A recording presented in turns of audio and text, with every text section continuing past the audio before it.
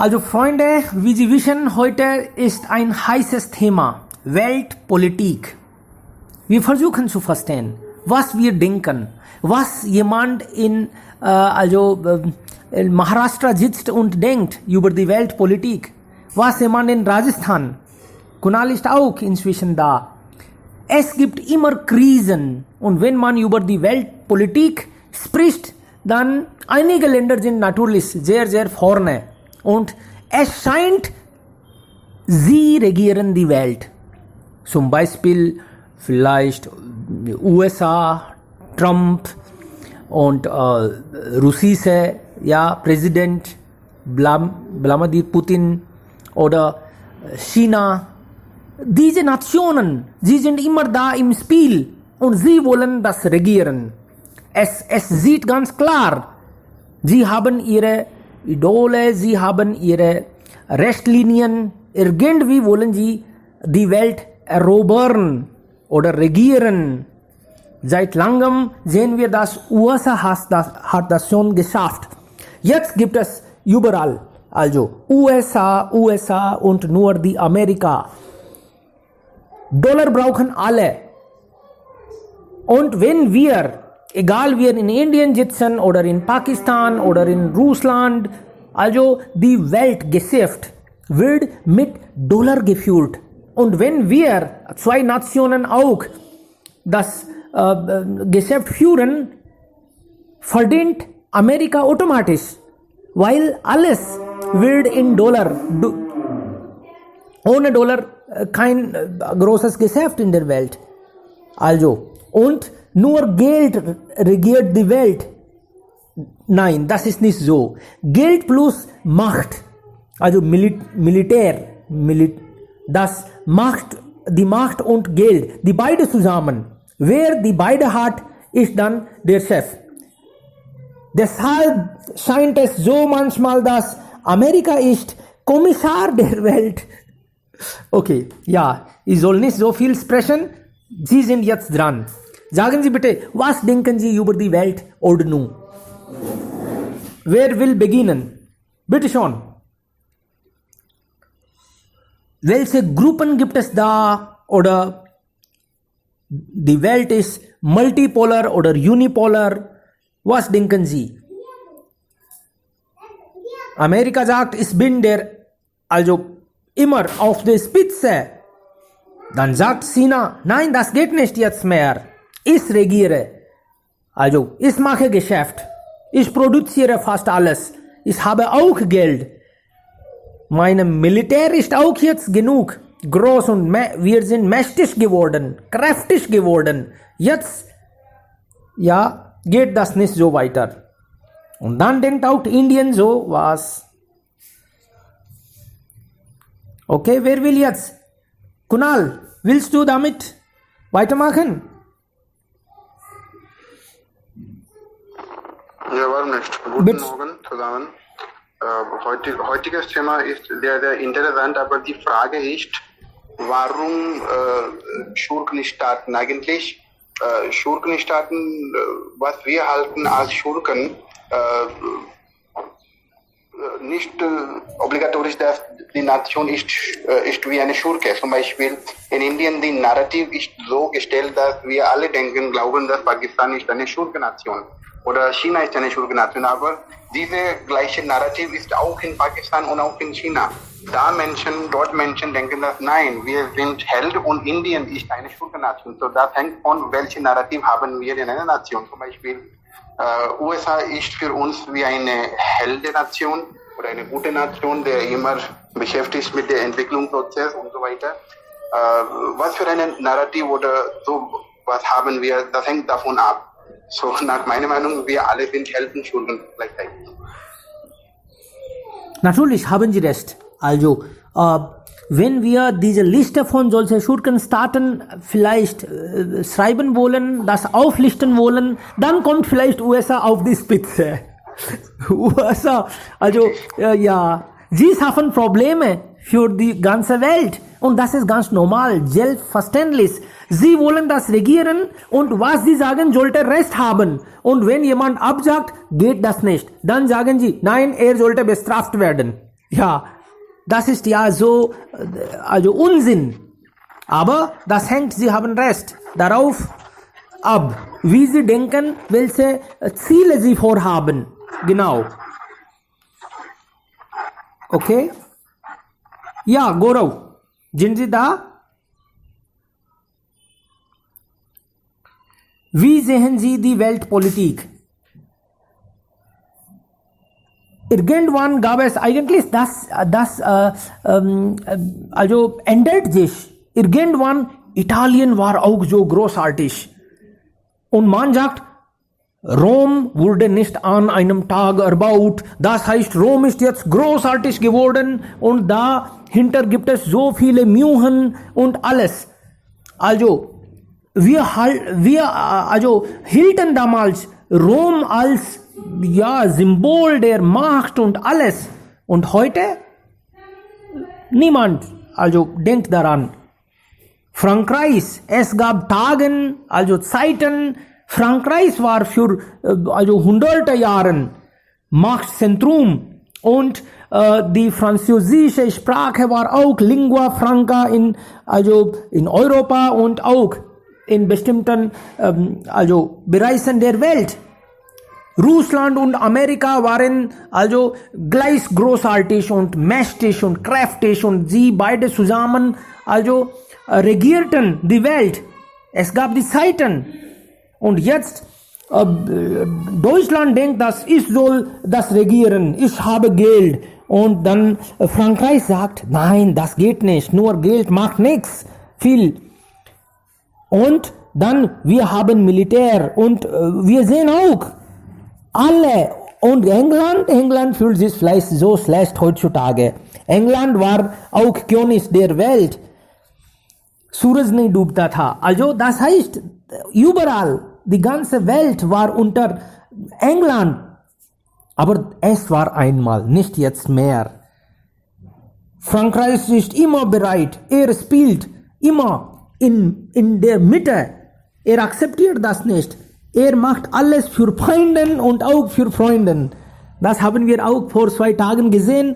Hat gesagt, dass, Griechenland ist nicht sicher. Ich schenke Rafale. Türkei und Griechenland sind ja jetzt vielleicht gegeneinander und wollen vielleicht irgendwann Krieg führen. Und dann einige andere Staaten sind ja beiseite. Sie wollen eigene Freunde helfen. Warum das alles? Vielleicht Geld, vielleicht Macht. Sie alle wollen etwas im Leben erreichen. Wir sagen, Freunde, Sie können sagen einfach, was Sie denken daran. Gaurav, sind Sie da? Nein?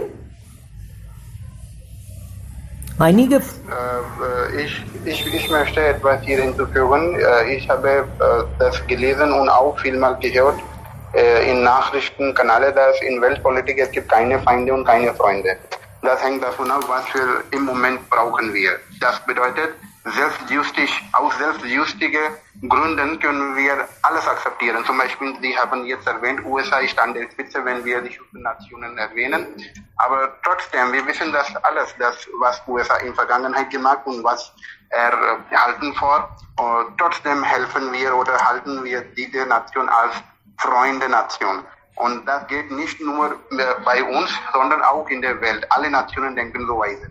Und das ist eigentlich die Weltpolitik. Und das ist auch ja richtig. Zum Beispiel, wenn es positiv für die Indien China zu unterstützen, das ist auch, das kann auch sein. Zum Beispiel gestern oder vorgestern gab es ein Skirmish zwischen China und Indien. Es gab Grenze. Krieg, wie sagt man, Border Dispute, Konflikte, ne? Zwischen diese beiden Konflikten zwischen beiden Ländern. Eigentlich China hat das als Beweis präsentiert, dass dieses Landstück wurde unter China in der Vergangenheit, aber Briten unter Kolonialherrschaft, sie haben das erobert, das Landstück, und weiter zu Indien gegeben. Aber die sind die Beweise, die nicht dokumentiert wurden. Und deswegen, es gab keine Beweise und deswegen streiten wir miteinander. Und das ist auch eine Politik. Vielleicht China immer hat das gemacht, wenn etwas problematisch ist in China oder wegen China in der Welt etwas chaotisch ist, problematisch ist, sie führen oder sie versuchen etwas problematisch mit Indien.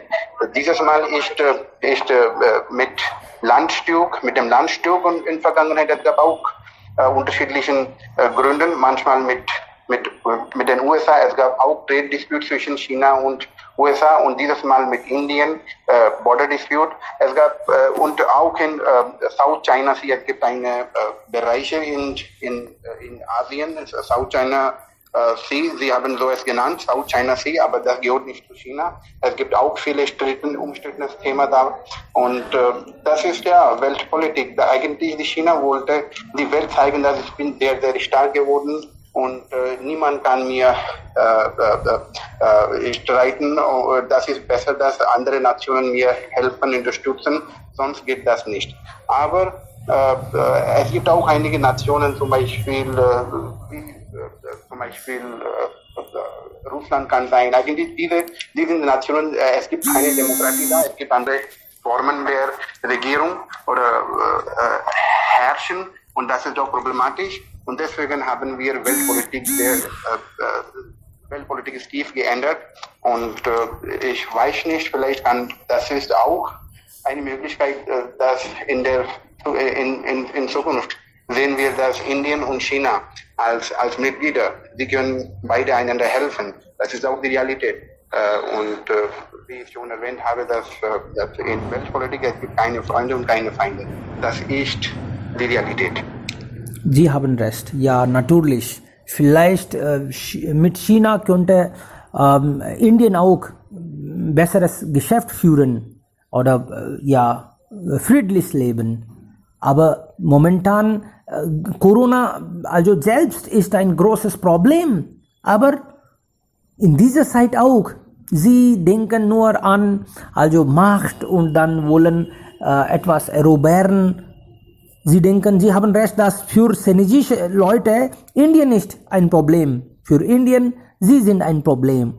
Aber was ist dann Lösung? Jetzt dieser Zeit sollte vielleicht zusammen man gegen Corona kämpfen und vielleicht eine richtige Impfung herausfinden, damit die Menschheit gesund bleibt. Aber sie brauchen und was denken Sie? Wie wäre jetzt die Situation? Wir denken jeden Tag, wir sind so neugierig. Also neugierig bedeutet, wir wollen das auch nicht, aber dann trotzdem, jederzeit könnte vielleicht ein Krieg geführt werden. Deshalb, wir schauen immer wieder Nachrichten, also hat der Krieg schon also begonnen oder brauchen wir noch einige Tage, sollten wir jetzt gerade führen, wenn wir überhaupt einen Krieg also führen müssen. Winter wird problematisch für uns, also unsere Soldaten sind nicht so gewöhnlich daran. Wir wollen das auch nicht führen, aber trotzdem, wir alle sind begeistert und wir wollen checken, oh mein Gott, wenn das geführt wird, dann wann und wie wird das die ganze Nation dagegen also geschadet und die USA will das führen lassen. Wenn wir diese Krieg führen, dann könnte USA vielleicht diese Rakete, diese also Instrumente, Waffen uns verkaufen. Deshalb will USA immer solche Kriege führen lassen. Dafür amüsieren sie sich. Und sie wollen das sollte irgendwo, nicht in Amerika, das sollte irgendwo geführt werden, damit ihre Soldaten also wenigstens geschadet werden und sie können ihr Geschäft einfach weiterführen. Schade das, aber sie so verdienen sie Geld, leider. Ja, Kanisk, was willst du dann sagen? Ja, guten Morgen an alle. Ja, das sollte nicht geführt werden, weil es ist sehr gefährlich, ist. Oder Waffenstillstand könnte eine gute Antwort. Und damit wir gehen zusammen und machen die Welt eine gute Ort. Wahrscheinlich die Waffenstillstand ist eine gute Antwort. Natürlich, das sollte nicht geführt werden. Aber wenn man Krieg nicht führt, dann erobern sie automatisch das Landstück. Dieses Mal will Indien auch das nicht einfach so aufgeben. Sie sagen jetzt, ja, wir sind jetzt stark genug und wir haben auch große Freunde, sogenannte Freunde. Wir sind nicht sicher, ob Amerika unser Freund ist. Ansonsten vielleicht hätten wir schon damit begonnen. Aber dann, Indien will auch checken, okay, vielleicht, wir glauben Amerika nicht richtig. Wenn Amerika absagt, vielleicht dann, wer kommt? Wer ist da? Wer steht bei uns? Also, gibt es genug Freunde? Haben wir genug Ressourcen? Oder sowas? So einfach ist es nicht. Sie sind auch schon bereit. Und inzwischen, Pakistan ist da. Pakistan denkt vielleicht, jetzt sollte das ja geführt werden. Ansonsten, was mache ich? Ich bin schon bankrott. Ja, das ist die richtige Zeit. Ansonsten geht POK automatisch weg oder das sollte jetzt und ja, gerade jetzt macht vielleicht China. Ich muss nicht direkt so viel unternehmen. Gaurav, bist du da? Wer will jetzt dran weitermachen? Tarun ist auch da. Hallo Tarun. Shubham.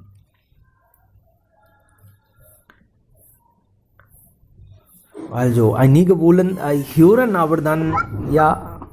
Hallo. Ja, bitte. Ja, guten Morgen zusammen. Morgen. Heutiges Thema ist die Zukunft der Weltordnung. Ja, gibt es auch Sugarcane-Staaten? Ja, das Thema finde ich sehr aktuell und sehr interessant.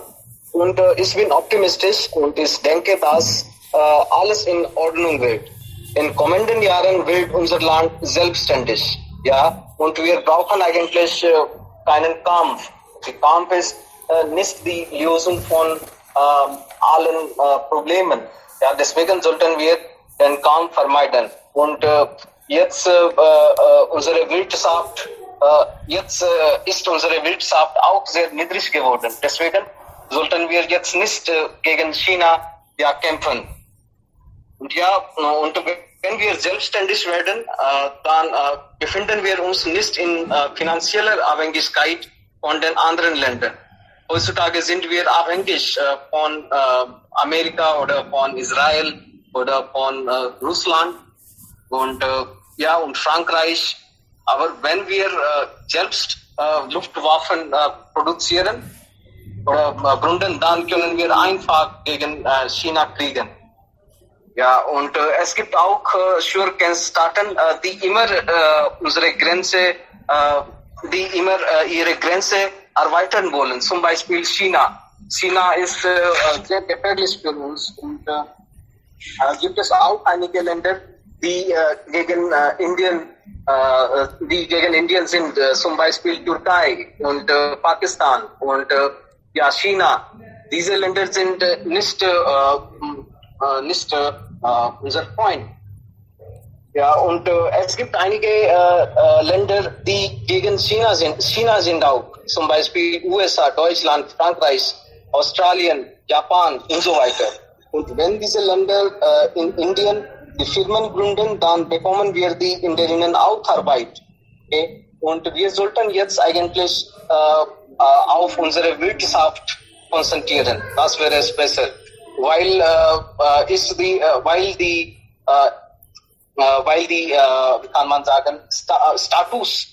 die Status von China jetzt nicht gut.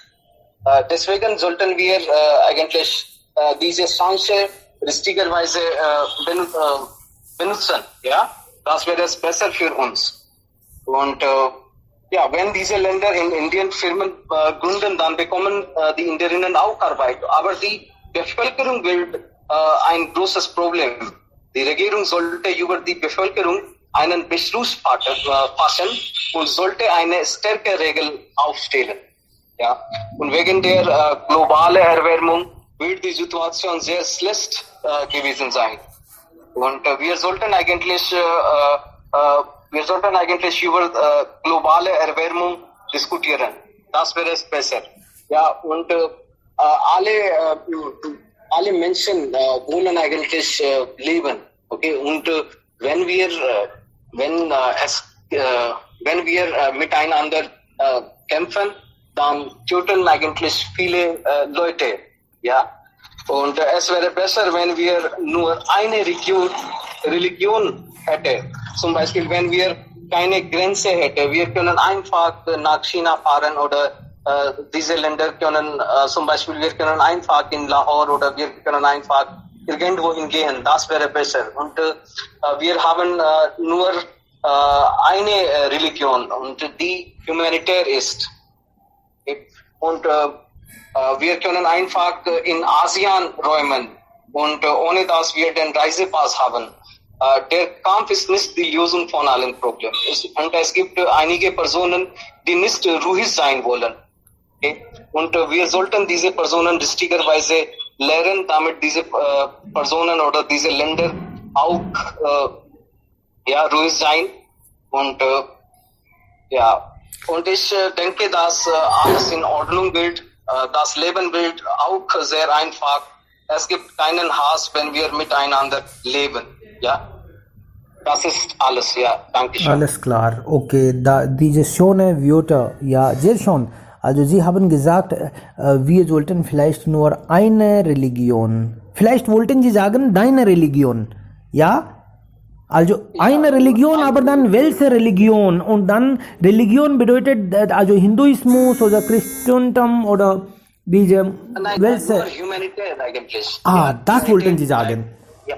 Okay, alles klar. Also richtig. Und dann, warum gibt es ja Konflikte? Und es gibt so viele Länder, alle haben eigene Probleme. Und sie sind auch sicher, dass irgendwann wir vielleicht gegen andere Länder kämpfen müssen. Und deshalb haben sie auch einige Gruppe erstellt. Und haben wir, also was denken wir? Welche Nationen kommen zusammen? Also welche Nationen werden als Freunde gesehen? Welche Gruppen gibt es da? Normalerweise, ja, bitte. Ja, Deutschland, USA, Frankreich, Australien, Japan, diese sind eigentlich Freundegruppen, man kann ja sagen. Indien. Okay, also Sie sind immer dann in einer Gruppe, meistens.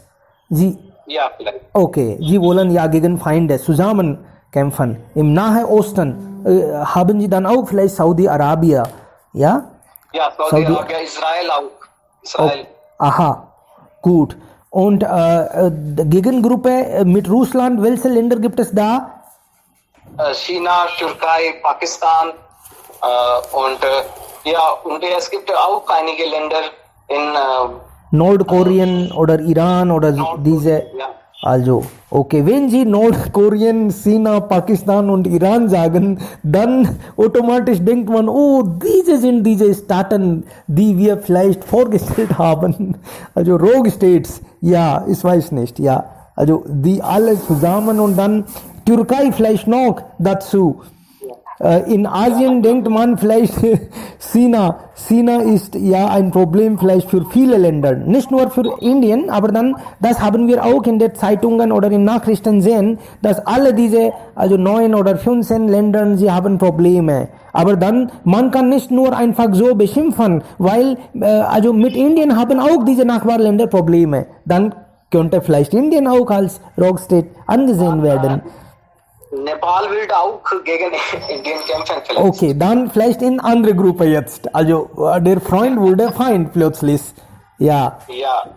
sehr interessant. Okay, klar. Hallo. Ja, bitte. Ja, Jiten. Morgen. Guten Morgen an alle. Das wäre sehr wunderbar, wenn wir können haben einfach eine Religion und eine Nation in der Welt. Aber ich möchte sagen, dass wir leben in einer Familie und wir sind alle sind von einer Religion und wir sind ja eine Familie. Wir sind alle zusammen. Trotzdem wir immer haben einen Konflikt, wir immer haben einen Streit Und ja, das ist, was Leben ist, eigentlich bedeutet. Ich glaube, Leben ist voll von dieser Liebe und auch Streit und auch so viele andere Sachen. Das macht unser Leben eigentlich komplett. Aha, also Konflikte machen das Leben komplett. Ja, warum nicht? Ja, interessant. Ja, also das heißt, Sie sagen, dass wir haben schon genug Probleme. Auch in der Familie haben wir Konflikte. Also es wäre besser, wenn wir nicht so noch experimentieren. Nur eine Nation mit nur einer Religion, ja? Ansonsten verlieren wir unseren Frieden. Ja, in unserer Familie, wir alle sind eigentlich von einer Religion und wir sind zusammen, wir sind verwandt, wir sind so verbunden miteinander. Trotzdem, wir haben immer Konflikte. So, der Konflikt wäre da immer, ich glaube, ob wir haben eine Religion oder nicht, ob wir sind alle eine Nation in der Welt oder nicht. Aber das ist eigentlich ein Leben. Ja. Okay, und das ist auch ja interessant und Realität.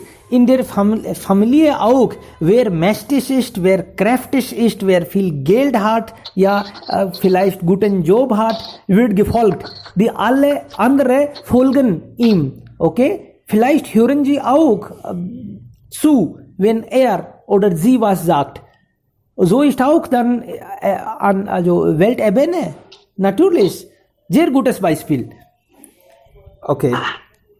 Und ja, ohne Kampfen, unsere Leben könnte nicht durchgeführt werden.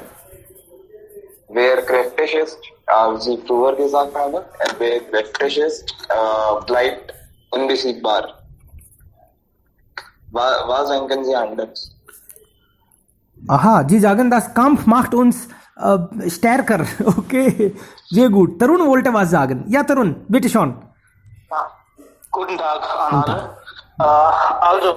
Das ist nur ein Traum oder das ist nur eine schöne Vorstellung, dass wir nur in Frieden leben werden in Zukunft und so weiter. Aber ja, es soll Bruderschaft geben, überall. Aber das ist keine Realität. Als der Gott Krishna auf der Erde war, gab es auch einen großen Streit oder Krieg. Also er konnte auch nicht die Situation unter Kontrolle bringen. Also wie können wir heute in dieser Zeit also alles schaffen? Also, aber ja, es wird Konflikte geben, es wird Kriege geben, aber wir müssen lernen, wie wir zusammenleben ohne Kriege, wie können wir die Bruderschaft wieder haben. Das wäre die beste Lösung. In der heutigen Zeit gibt es Konkurrenz. Alle Länder kämpfen miteinander. Jedes Land möchte an die Macht kommen und über andere Länder regieren. Und das ist das größte Problem, meiner Meinung nach, ist das größte Problem. Okay, alles klar, sehr schön. USA möchte die erste Stelle bekommen und die steht auf der ersten Stelle. Aber dann möchte China auch daran kommen, an die Macht kommen und über die anderen Länder, über die anderen Länder regieren. Aber die USA möchte das auch nicht. Also diese Konkurrenz produziert Konflikte. Richtig. Ja, wegen Konkurrenz gibt es Probleme. Wir wollen ja andere regieren vielleicht und dann, Sie haben recht. Also wir sollten vielleicht neutral sein. Positive Seite, nicht deine Seite oder ihre Seite. Ja, wir müssen vielleicht Richtlinien haben und nur dann demgemäß verhalten.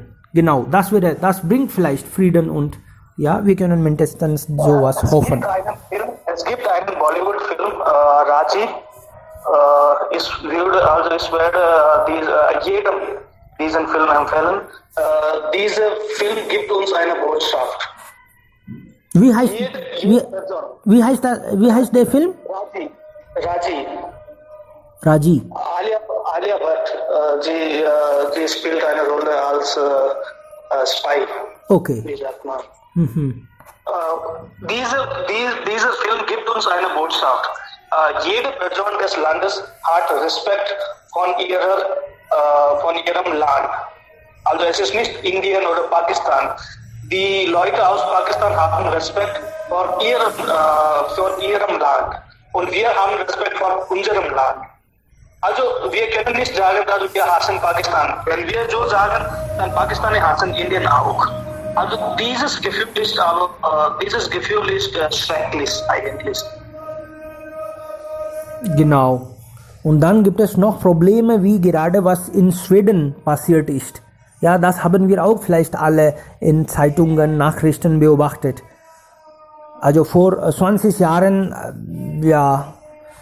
gab es nicht so viele Flüchtlinge. Und dann Schweden hat gedacht, dass, wir gebären nicht viele Kinder, wir brauchen auch Labor, wir brauchen Arbeitskraft. Und sie haben die Menschen eingeladen oder sie haben diesen Menschen geholfen, die vielleicht da Schützlinge waren.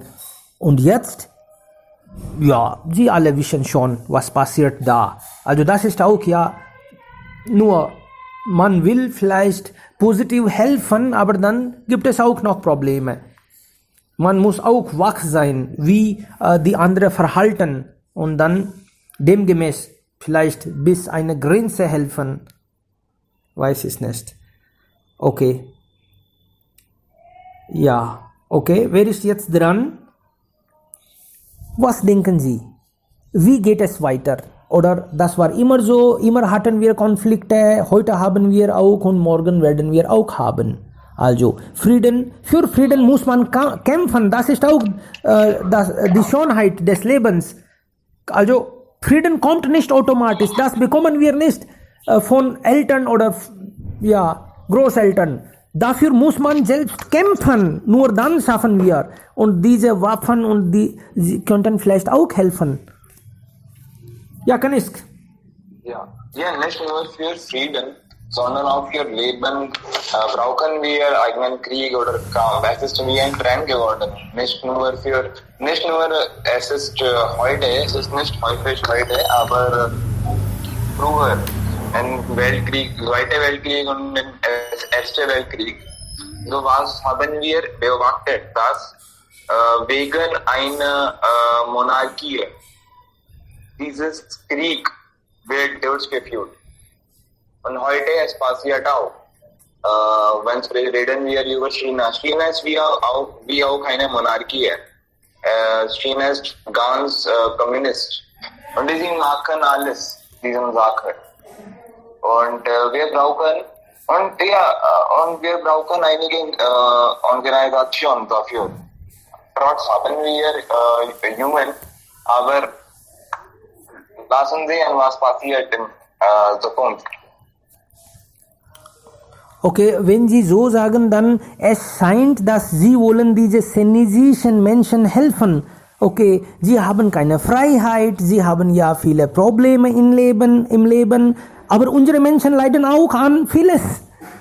Also, so könnte man auch nicht sagen. Vielleicht sind sie zufrieden, vielleicht sind senesische Menschen schon glücklich, wer weiß. Ohne Freiheit gibt es vielleicht auch Bedeutung in ihrem Leben. Sie brauchen gar keine Freiheit. Sie sind Sklaven. Meiner Auffassung nach, sie sind Sklaven. Sie denken so, ja, vielleicht. Aber Senesische haben vielleicht andere Meinung. Sie alle wollen Opfer sein für die Nation. Sie alle wollen vielleicht Ghas ki Roti essen. Damit China auch wie Amerika wird und noch größer. Warum nicht? Und sie haben vielleicht schon geschafft in den letzten 30 Jahren. Also das ist jetzt die Welt, Zentrum. Jetzt ist. Also wir sollen Deutschland werden. Sie denken, dass wir sollten Deutschland werden? Ja, wir sollten Deutschland werden. Also, wir sollen Waffen produzieren, um just zu schützen vor Feinden, aber nicht um andere Länder zu töten. Wir sollen uns auf Ökonomie und Technologie konzentrieren Aufbauindustrien und so weiter. Wir sollen uns um die Leute kümmern und das Land entwickeln. Ja, aber wir können nicht Deutschland sein, weil wir keine Nachwaren wie Deutschland haben. Okay? Deutschland haben keine Nachwaren wie Pakistan. Deswegen sollten wir ja unsere Arme schützen, ja, und wir müssen eigentlich kämpfen. Und unsere Eltern haben schon viele Probleme, was kann man sagen, so Fehler gemacht, okay? Deswegen sollten wir diese Fehler korrigieren. Zum Beispiel, wenn Pakistan Kaschmir braucht, dann sollten wir nicht auch Punjab geben, okay? Wenn China Kaschmir braucht, dann sollten wir nicht Himachal Pradesh geben, okay? Wir sollten eigentlich unsere Grenze, ja, schützen. Okay, also Sie... Ja, erste Aufgabe, wir sollen uns verstärken, wir sollen uns vor Feinden schützen, aber meine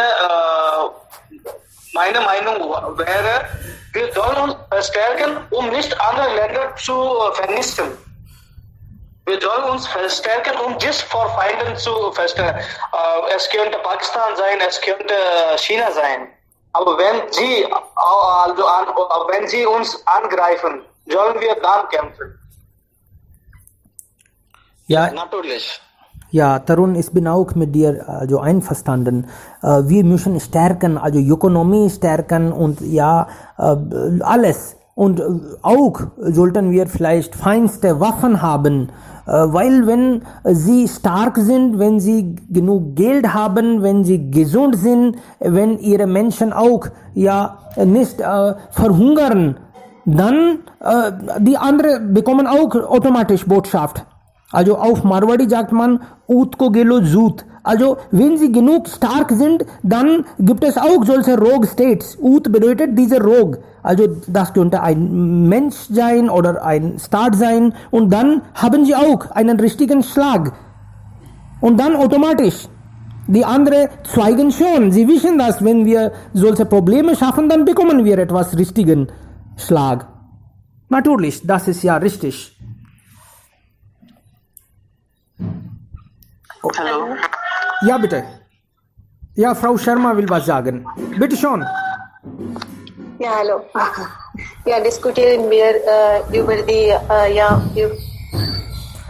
wichtigen Probleme mit den Ländern und ja, heutzutage fühlen wir darüber sehr Unsicherheit mit uns, mit der Bevölkerung aus und leiden wir von den Krankheiten, von den ökonomischen, wie sollte man das sagen, ja, Wirtschaft, ja, Probleme und das ist, ja, aber meiner Meinung nach, die Waffen sind nicht die richtige Lösung und Gewählte sind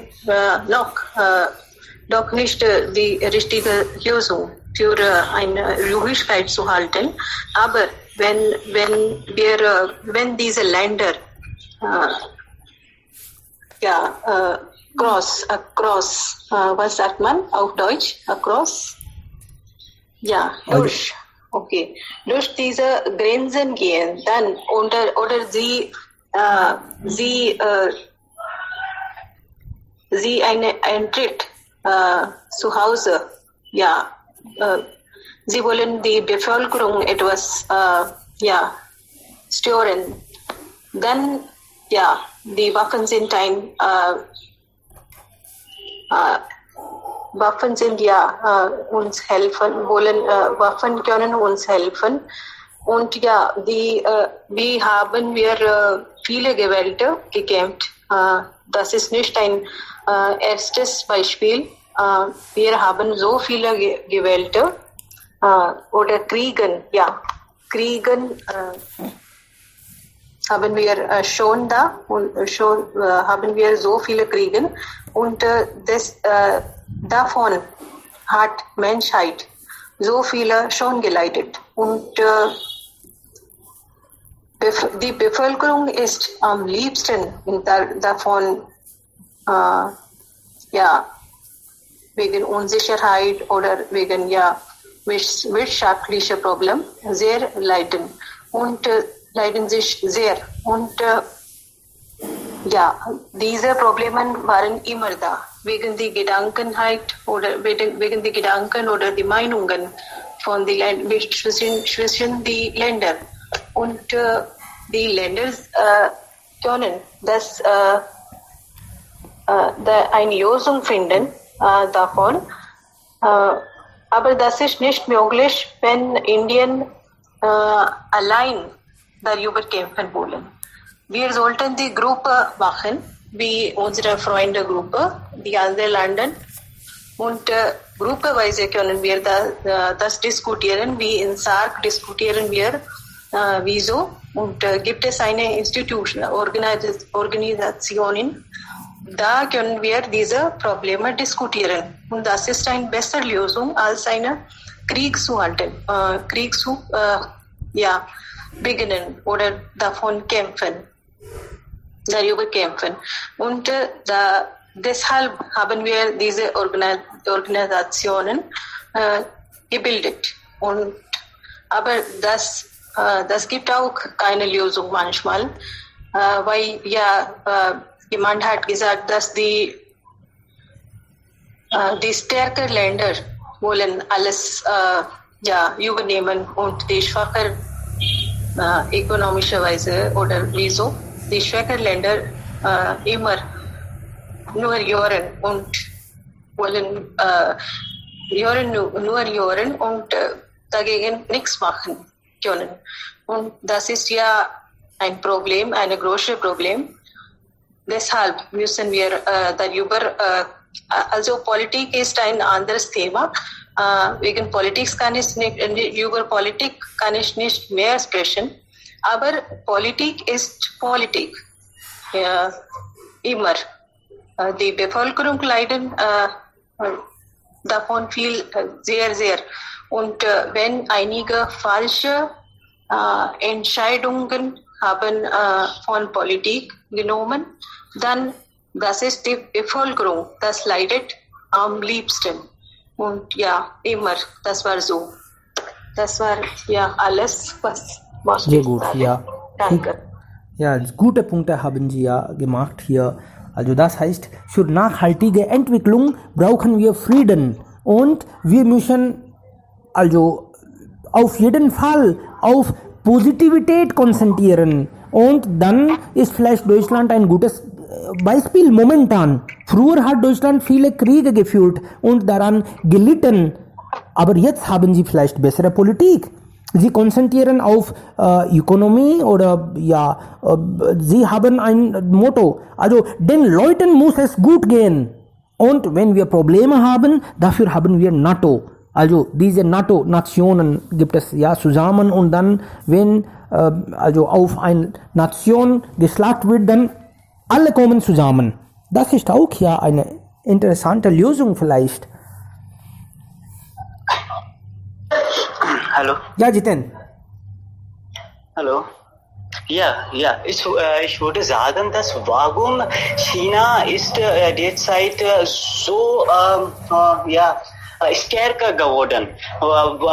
Eigentlich die Antwort ist, es gibt keine Politik. Es gibt so wenige Politik in China, weil es gibt Kommunismus da. Und bei uns, wir haben Demokratie und in Demokratie, jede Person kann PM und jede Person versuchen etwas PM zu sein. So das heißt, es gibt Politik überall.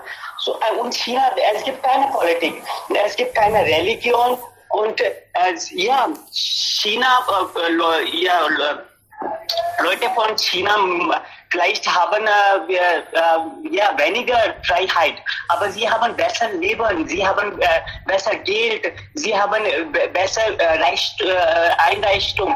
So, ich glaube, dass wir sollen so etwas auch verfolgen, folgen etwas. Alles klar.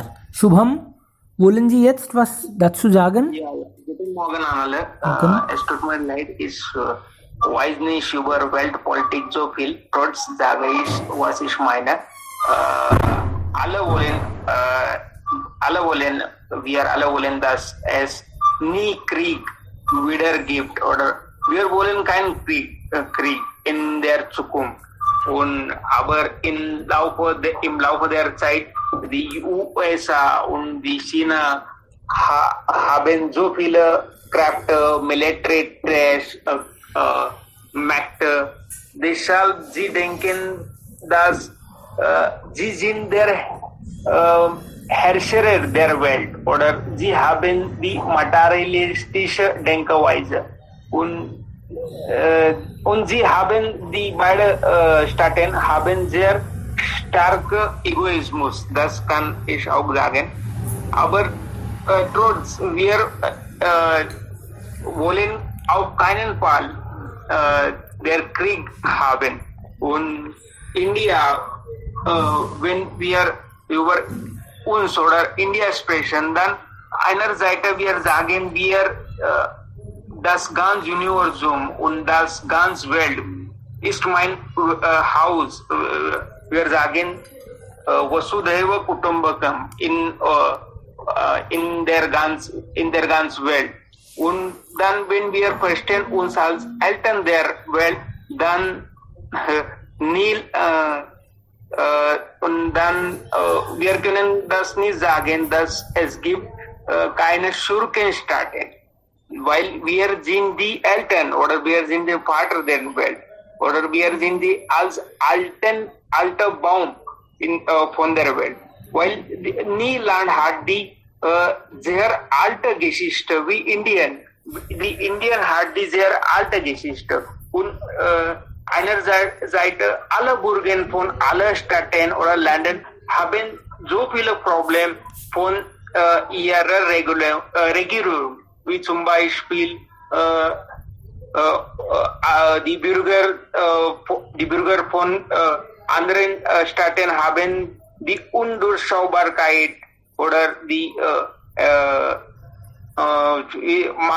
sie haben auch Probleme wie zum Beispiel mangelnde demokratische Probleme und sie haben so viele Probleme von der Regierung. Trotz die sagen, dass sie oder nicht sagen, sie sind stolz darauf, dass sie die Leute von dem Staat sind. Und das ist sehr gute Idee. Und wenn wir sprechen über die Europäische Union, ich finde die Europäische Union Idee ist sehr gut, dass sie kommen zusammen, sie haben zusammengetan und warum sie zusammengetan, dass kein Land in der EU arm sein muss. Das ist die Grund der EU. Und sie wollen nie wieder Krieg gibt in EU. Das ist sehr super Idee von EU. Wir können diese Idee auch nachfolgen. Das kann auch ein Wahl sein. Ja, vielen Dank. Jason, ja, du hast sehr wunderbar gesprochen. Wirklich, also EU ist auf eine richtige Richtung vielleicht. Sie haben zusammen gesessen und dann entschieden, dass allein können wir nichts machen. Also deshalb haben sie eine Lösung gefunden. Das Dollar ist ja groß, aber dann sie haben zusammen als Euro ja im Spiel gebracht. Und jetzt heute, Euro ist zweite Währung der Welt. Nach Dollar, also Euro ist stärkste, kann man sagen. Und so viel Geschäft wird jetzt mit Euro geführt. Und zusammen handeln sie fast für alles. Und das hat schon funktioniert. Natürlich, das ist wunderbar. Und sie haben, jetzt denken sie vielleicht auch, dass für EU ist jetzt die Chance. USA hat schon gesagt, besonders verrückter Präsident Trump. Er hat gesagt, dass jetzt unterstütze ich nicht mehr UNO oder solche Organisationen und das ist natürlich nicht so einfach. Irgendwie nach Jahren wurde das geschafft. Jetzt fast alle Länder sind da unter also einem Schirm. Das könnte nicht so einfach gestört werden.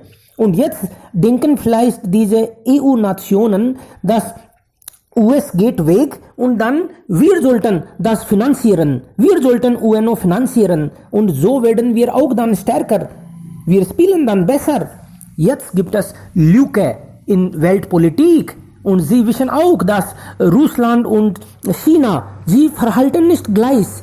Sie also ändern die Rechtslinien. Die beiden gehen in unterschiedliche Richtungen. Also zusammen können sie viel machen, aber dann sie sind nicht zusammen. Sie beide wollen eigentlich Spitze sein und das ist das Problem. Und ich denke, EU schafft das. Gute, also Politik, Rechtslinien vielleicht. Aber das also habe ich auch sehr gut gefunden, wie du gesagt hast, dass wir sind der älteste Baum der Welt. Wir haben alles erlebt. In der Vergangenheit haben wir Mahabharat, Ramayana, diese alle waren eigentlich Krieggeschichte. So, also großartige Krieg waren da im Spiel. Wir haben das geschafft und wir haben das alles erlebt und auch daran gelitten. Wir sind dann auch vielleicht reif geworden. Wir sollten das im Kopf haben und dann demgemäß verhalten. Natürlich, wenn wir also Krieg führen müssen, dann sollten wir das auch führen. Aber dann vielleicht für die Welt. Ja, ich stimme dazu. Wie haben Sie die Geschichte von Mahabharat und Ramayana hier im Gespräch gebracht? Und Ram hat auch, hat in Lanka gegangen und er hat auch mit Ruhigkeit sehr von die König mit die König geredet, aber wenn es macht keine Lösung, dann nur Krieg ist ein Wahl und nicht das Krieg ist ja jetzt ein Notwendigkeit und für unser selbst zu unterstützen, selbst zu schützen. Wenn ein Krieg ist ein Waffe, wir können das nutzen, wenn die Ruhigkeit reden macht keine Lösung. Das haben wir haben wir keine Wahl. Aber das ist wie Mahabharat Krieg war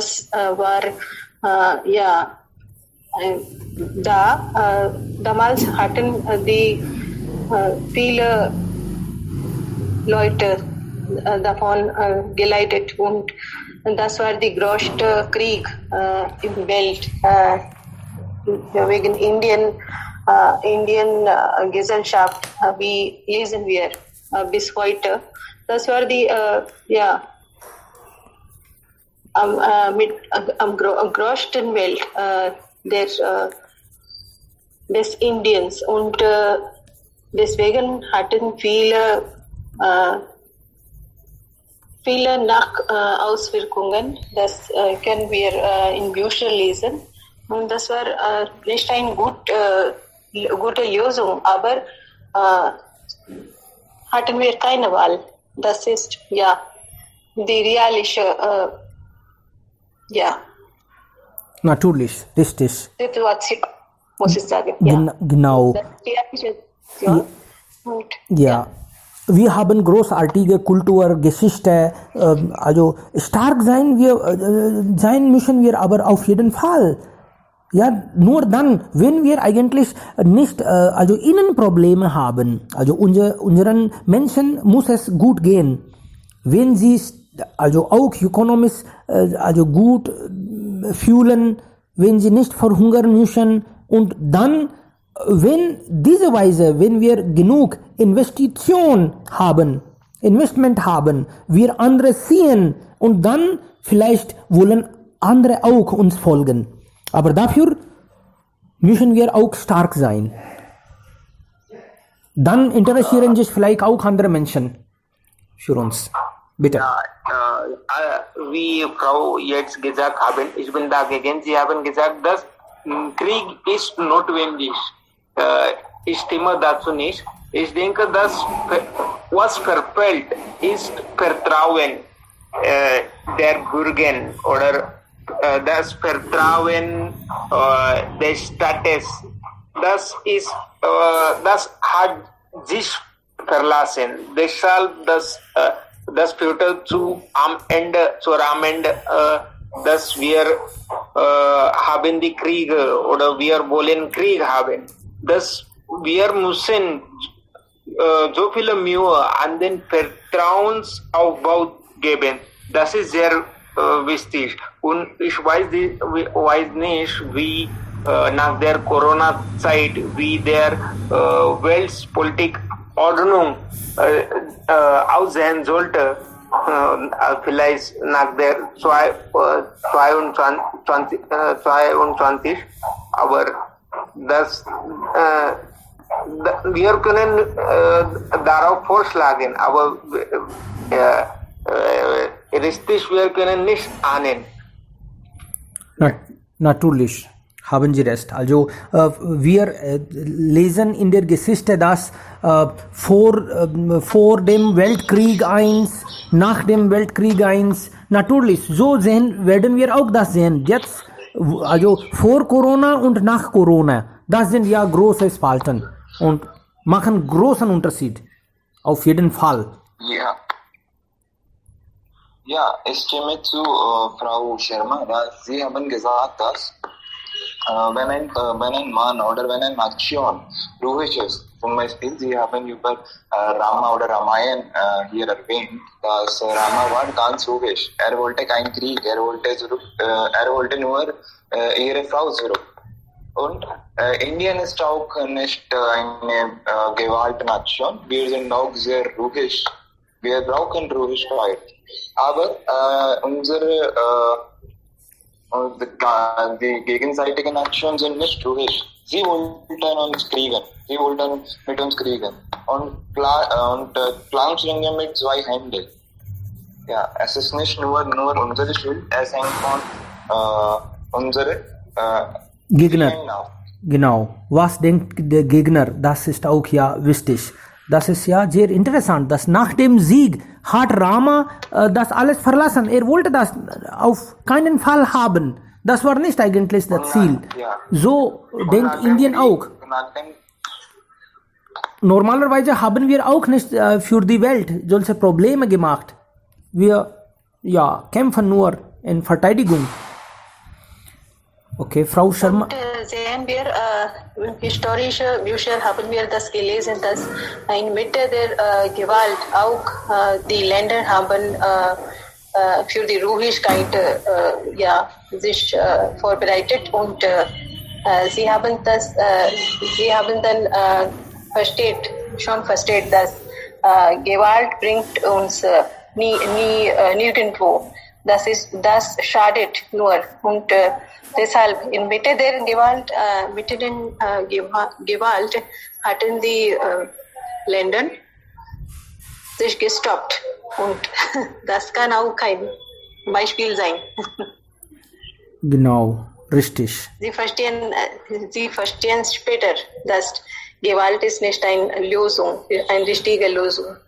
Genau, weil wir können damit beginnen, aber dann wissen wir nicht, wer stoppt, wie das also gestoppt werden könnte.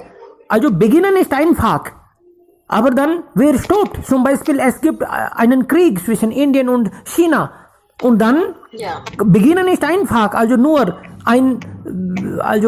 Waffe und aber dann wer stoppt? Ja, wer stoppt? Wie viele Menschen, Soldaten sollten tot sein? Was müssen wir alles geben? Das wissen wir nicht. Vielleicht dauert das 2 Tage, vielleicht dauert das 2 Jahre, wer weiß. Und wenn Sie einmal jemanden verletzt haben, dann erwarten Sie auch Verletzungen. Aber dann immer noch, wir können nicht einfach aufgeben. Das ist auch keine Lösung, dass sie sagen, dass wir brauchen nur ein Stück. Sie geben ein Stück und dann nach einigen Tagen sagen sie, das gehört schon uns. Wir brauchten eigentlich das andere Stück. Das brauchen wir auf jeden Fall. Und keine Lösung, keine Ende. Ja, und negative Wirkungen kann auch niemand vorstellen wegen dieser Gewalt. Die sollten man Okay, also das heißt, wir können nur darauf hoffen und vielleicht Gott gibt uns alle, also Sadbuddhi, also nicht nur in diese Regierung, aber die Welt eigentlich. Die alle Nationen führen nach vielleicht Restlinien. Das wäre toll für Vasudhaiva Kutumbakam. Wir können nur hoffen.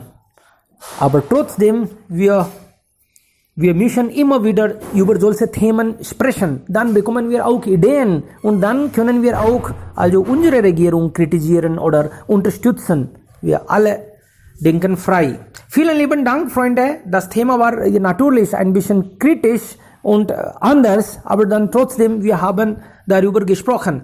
Das heißt, ich wollte nur das checken, ob wir über alles sprechen können.